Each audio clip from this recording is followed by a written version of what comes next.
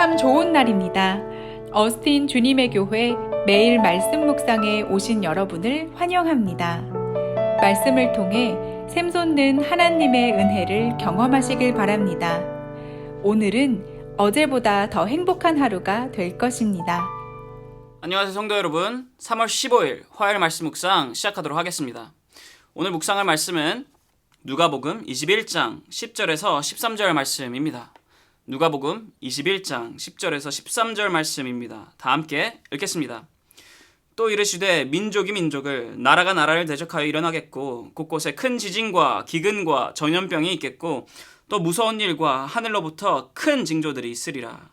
이 모든 일 전에 내 이름으로 말미암아 너에게 손을 대어 박해하며 회당과 옥에 넘겨주며 임금들과 집권자들 앞에 끌어가려니와 이 일이 도리어 너에게 증거가 되리라. 아멘. 운전을 하다 보면 가끔씩 차량들이 이렇게 정체되어 있는 것을 볼 때가 있습니다.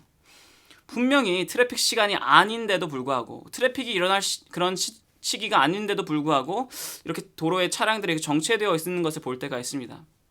그런 것을 보게 되면 우리는 한 가지 딱 알게 되는 것이 있습니다. 무엇이냐면 바로 이 앞에 사고가 일어났구나, 혹은 이 앞에 지금 공사가 진행되고 있구나 라는 것을 알 수가 있습니다. 직접 그 공사 현장을 보지 않았다고 하더라도, 직접 그 사고 현장을 보고 있지 않더라도 우리는 이 차들이 서행을 하는 것, 많은 차들이 멈춰 있는 것을, 그 징조들을 보면서 앞으로 일어나게 될, 앞으로 내가 보게 될 상황을 미리 알 수가 있습니다. 이렇듯 우리는 살아가면서 우리가 보고 경험하는 그런 징조들을 통해 앞으로 일어날 일에 대해서 예상을 할 수가 있습니다. 오늘 본문에선 예수님께서 종말에 대해서 이야기를 해주십니다. 종말, 세상의 종말은 일어날 것이고 또한 그 종말에 관해 징조들이 보일 것이다, 이렇게 말씀을 해주십니다. 그런데 여러분, 사실 종말, 세상의 종말 이렇게 얘기를 하면 우리는 사실 그렇게 와닿지가 않습니다. 세상의 종말, 좀 크게 인심을 써서 인생의 종말, 내 삶이 끝나는 그 시간, 다른 이들의 삶이 끝나는 그 시간, 그런 것에 대해, 이 인생에 대한 종말은 좀 약간 와닿는데 세계가 멸망하고 세상이 망하는 그 세상의 종말, 크게 와닿지가 않습니다. 예수님께서 하신 말씀이니까 그렇지, 언젠가 일어나겠지. 내 대에, 그런데 내 대에, 내가 살아가는 일생 가운데 일어날까? 현실로 일어날까? 그렇게 별로 와닿지가 않습니다. 이렇게 잘 살고 있고 계속해서 세상은 발전에 발전을 거듭하고 있는데 과연 이러한 세상에 멸망이 일어날까? 라며 이 세상의 멸망에 관해서는, 세상의 종말에 관해서는 그렇게 와닿지가 않습니다. 그런데 그럼에도 불구하고 예수님께서 말씀하십니다. 세상의 종말은 일어날 것이다. 그것은 현실이다 라고 말씀을 하십니다. 그런데 예수님께서도 저희가 이렇게 이 세상의 종말을 크게 관심이 갖지 않고 이 세상의 종말이 우리에게 크게 와닿지 않을 것이라는 것을 이미 알고 계셨나 봅니다. 왜냐하면 이 세상의 종말에 관한 예언 말고도 한 가지 더 예언을 하시기 때문입니다. 무엇이냐면 바로 예루살렘의 멸망에 관한 예언입니다. 오늘 본 말씀 바로 이후 구절인 누가복음 21장 20절에서 23절입니다. 다 함께 읽겠습니다. 너희가 예루살렘이 군대들에게 에워싸이는 것을 보거든 그 멸망이 가까운 줄 알아라. 그때 이 유대에 있는 자들은 산으로 도망할 것이며 성내에 있는 자들은 나갈 것이며 촌에 있는 자들은 그리로 들어가지 말지어다. 이 날들은 기록된 모든 것을 이루는 징벌의 날이니라. 아멘. 예루살렘의 멸망에 관한 이 예언은 세상의 종말에 관한 예언과 같이 언젠가는 이루어지겠지 하는 그러한 예언이 아니었습니다. 예루살렘의 멸망은 현실로 이루어졌습니다. 예수님께서 예루살렘이 멸망할 것이다 라고 예언하신 지 40년도 채 안 된 그 시기에 예루살렘을 멸망을 하였습니다. 현실로 이루어졌습니다.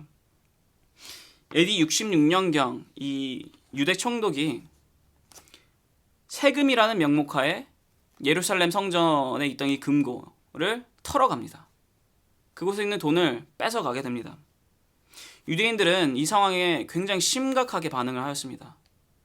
돈을 뺏겨서라기보다는 감히 성전에 무장한 사람들을 데리고 와서 성전에 그리고 하나님께 바친 그 헌금들을, 그 물질들을 뺏어갔다고? 감히? 그로 인해 이 유대인들이 굉장히 화를 내게 됩니다. 그리고 그렇게 반항을 하게 돼요. 그로 인해 로마와 유대인들 간의 전쟁이 시작이 됩니다. 이 당시 로마는 굉장히 막강한 나라였습니다. 수많은 다른 나라들을 속국을 가지고 있었던 제국이었습니다. 그렇게 강한 군대, 최신식의 무기들을 무장하고 있었던 나라가 바로 이 로마 제국입니다. 유대인들은 열심히 반항을 하고 싸웠지만 결국 예루살렘 빼고는 유대의 모든 지역이 이 로마 군대에게 점령을 당하게 됩니다. 그렇게 AD 70년경 결국 예루살렘 또한 포위가 됩니다. 로마의 군대들이 예루살렘을 포위하기 시작합니다. 그렇게 예루살렘은 고립이 되다 결국 유대인들이 굉장히 약해졌을 시점에 이 로마 군대들이 예루살렘을 총공격하여서 예루살렘 또한 점령을 합니다. 그로 인해 남녀노소 할 것 없이 100만 명 이상이 되는 유대인들이 학살을 당하게 됩니다. 그리고 또한 예루살렘 모든 지역이, 예루살렘 성이 무너져 내립니다. 서쪽 벽을 빼고는 모든 곳을 철거하고 무너뜨립니다. 이 서쪽 벽이 남아있던 이유도 사실 이 로마 군대들이 철거하지 못해서가 아닙니다. 오히려 본보기로 남기기 위해서였습니다. 감히 로마에 대적하게 되면 이렇게 될 것이다 라는 것을 본보기 삼기 위해서 이 서쪽 벽을 남겨둔 것입니다.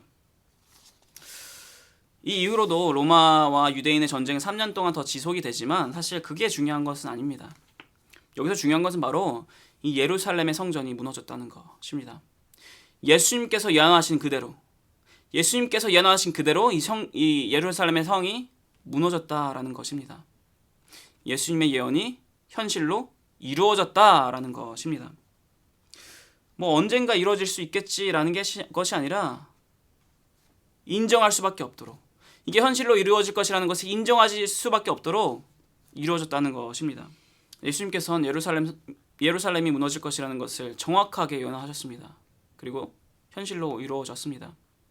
그것과 같이 예수님께서는 세상의 종말에 관해서도 예언을 하셨습니다. 그리고 이 세상의 종말은 예루살렘의 멸망에 관한 예언과 같이 이루어질 것입니다. 현실이 될 것입니다. 아니, 이미 이루어지고 있습니다. 오늘 본문을 보면 이 종말 직전 징조에 대해서 이렇게 이야기를 하십니다. 10절에서 12절 말씀입니다. 다 함께 읽어보겠습니다. 또 이르시되 민족이 민족을, 나라가 나라를 대적하여 일어나겠고 곳곳에 큰 지진과 기근과 전염병이 있겠고 또 무서운 일과 하늘로부터 큰 징조들이 있으리라. 이 모든 일 전에 내 이름을 말미암아 너희에게 손을 대어 박해를 하며 회당과 옥에 넘겨주며 임금들과 집권자들 앞에 끌려가려니와. 여러분, 어딘가 너무나도 익숙하지 않습니까? 민족이 민족을 대적하는 것. 지금 현재 미국에서도 그렇고 한국에서도 한 나라 가운데 같은 국민들이 서로를 대적하고 있습니다. 진영을 갈라 나누고 내 진영이 아니면 적으로 인정을 하고 적으로 취급을 하면서 서로 공격하고 싸우고 있습니다. 나라와 나라는 어떻습니까? 너무나도 이 세계가 발전을 하면서 더 이상 전쟁, 나라와 나라 간의 전쟁 생겨나지 않았을 것 같았던 이 시기에 우크라이나와 러시아가 전쟁을 하고 있습니다. 그로 인해 수많은 사람들이 목숨을 잃어가고 있습니다. 지진과 기근은 어떻습니까? 이 어스틴에 한파로 인해 물이 끊길 것, 한파로 인해 전기가 끊길 것을 감히 우리가 예상을 했었습니까? 하지만 그럼에도 불구하고 그 기근은 일어났었습니다. 전염병, 말할 필요도 없죠. 세계 전체가 이 전염병 때문에 수년간 고통을 받고 있습니다. 그리고 또한 말씀하십니다. 너희들이 내 이름으로 말미암아 박해를 받을 것이다. 현재 크리스천들은 이 세상의 그 어느 단체보다 심한 박해를 받고 있습니다. 퓨 리서치 센터라는 곳에서도 오픈도어 리서치 이 리포트에서도 조사해본 결과 10년 이상 계속해서 지금까지 조사해보는 결과 세상에서 가장 크게 심하게 박해를 받고 있는 단체는 바로 크리스찬이다라고 발표를 하였습니다. 세상은 예수님의 이름을 믿고 따른다는 이유만으로 그 집 문을 두드려 그 안에 있는 사람들을 끌고 가고 처형시키고 있습니다. 그러한 곳이 있습니다. 크리스찬이라는 이름만으로 사람들은 뒤에서 욕을 하고 침을 뱉고 폭언을 하며 손가락질하고 있습니다. 크리스찬이라는 이유만으로 예수님의 탄생일을 기념하는 그날에 예수님의 이름을 감히 거론하지도 못하게 하고 있습니다. 크리스찬이라는 이유만으로, 크리스찬이 모인 교회라는 이유만으로 그곳의 사람들은 총을 들고 가 무차별적인 살인을 하고 있습니다. 크리스찬이라는 이유만으로 세상은 우리를 박해를 하고 있습니다. 어떻습니까? 아직도 종말의 때가 나와는 관계없는 일, 무시해도 괜찮은 일 같아 보이십니까? 예수님께서 말씀하신 이 종말의 때에 보일 이 징조들은 이미 일어나고 있습니다. 이미 곳곳에서 보이고 있습니다. 정확히 언제가 그때가 될지는 모르지만 단 한 가지 알 수 있는 것은 이것이 우리가 무시해도 되는 것, 우리에게 관여가 없는 일이 아니라는 것입니다. 그런데 성도 여러분, 예수님께서 이렇게 종말에 대해서, 징조에 대해서 말씀하신 것이 우리에게 불안에 떨고 공포에 휩싸여라, 걱정을 하여라 라는 이유 때문이 아닙니다. 예수님께서는 우리에게 불안을 주시는 분이 아니십니다. 아니, 오히려 예수님께서는 우리에게 위로를 주시는 분이십니다. 예수님께서 종말에 대해서 이야기를 하시며 그 징조들에 대해서 이야기를 하시며 이렇게 말씀을 하십니다. 누가복음 21장 17절에서 19절입니다. 다 함께 읽겠습니다.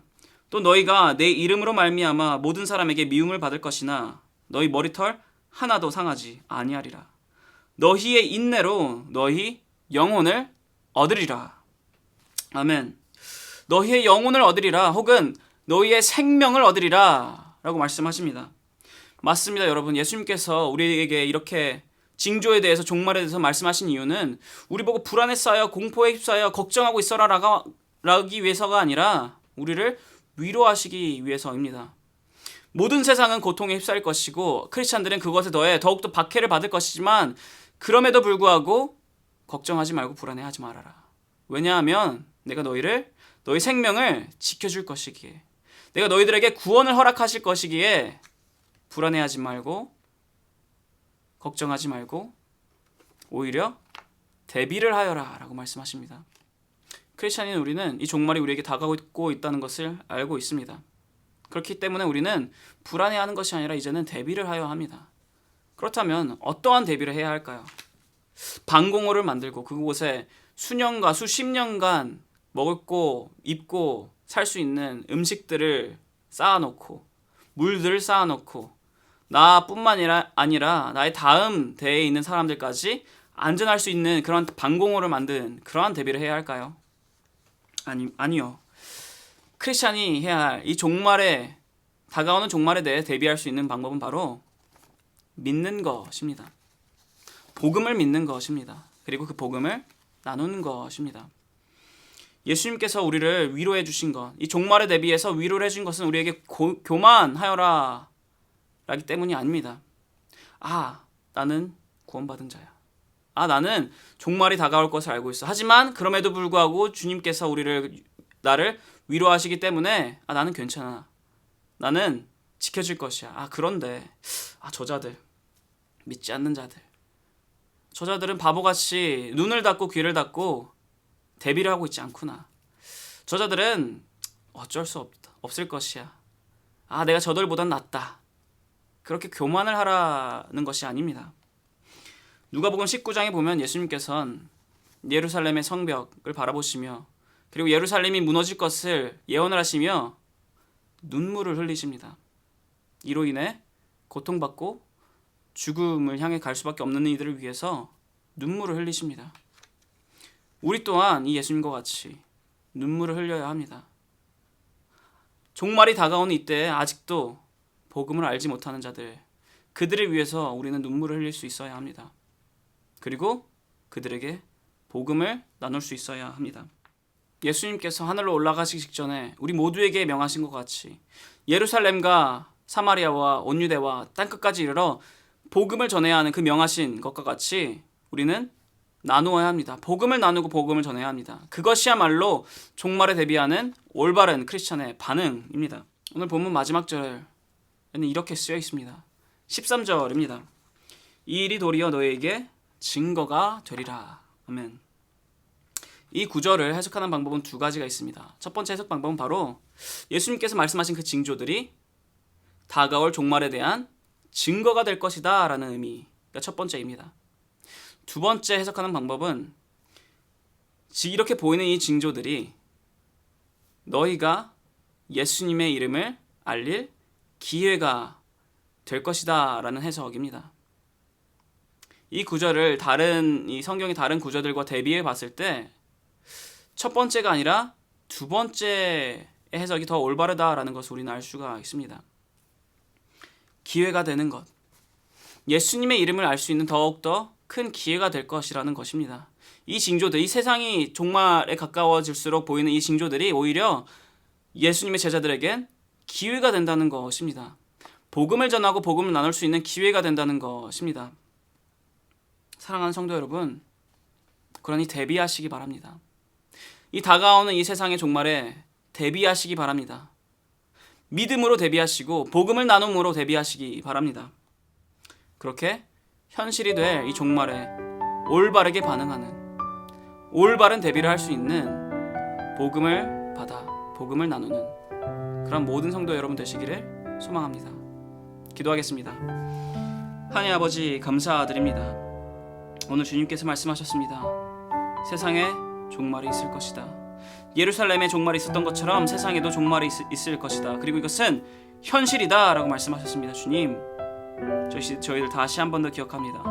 이 종말, 이 다가올 종말이 우리들에게 관여 없는 것, 우리들이 무시해도 괜찮은 것이 아니라 우리가 기억하고 대비해야 될 것이라는 것을 다시 한 번 더 기억합니다. 주님, 대비하겠습니다. 믿음으로 대비하겠습니다. 믿음을 나눔으로 대비하겠습니다. 주님, 이 믿음을 온전히 나눌 수 있는 그러한 저희 모두 될 수 있도록 허락하시옵시고 이끌어 주옵소서. 이 모든 기도 살아계신 예수 그리스도 이름으로 기도드렸사옵나이다. 아멘. 화요일 기도 제목으로 함께 기도하기를 바랍니다. 첫 번째로 온라인 예배와 모임들을 위해서 기도해 주시기를 바랍니다.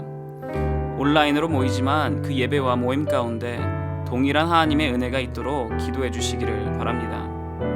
그리고 또한 참석자들이 그 예배와 모임에 정성을 다해 참여할 수 있도록 기도해 주시기를 바랍니다. 두 번째로 함께 기도하였으면 하는 것은 화요 중보 기도 모임을 위해 기도해 주시기를 바랍니다. 이 화요 중보 기도 모임이 성령 충만한 기도 모임이 될 수 있도록, 그리고 또한 이 화요 중보 기도 모임이 교회의 영적 동력이 될 수 있도록 기도해 주시기를 바랍니다. 세 번째로 기도하였으면 하는 것은 선교사님들을 위해 기도해 주시기를 바랍니다. C국의 임동화 선교사님, 필리핀의 오정윤 선교사님, 러시아의 김성종 선교사님을 위해서, 그분들의 사역을 위해서, 그분들의 삶을 위해서, 그분들의 모든 것을 위해서 함께 기도하였으면 합니다. 기도하겠습니다.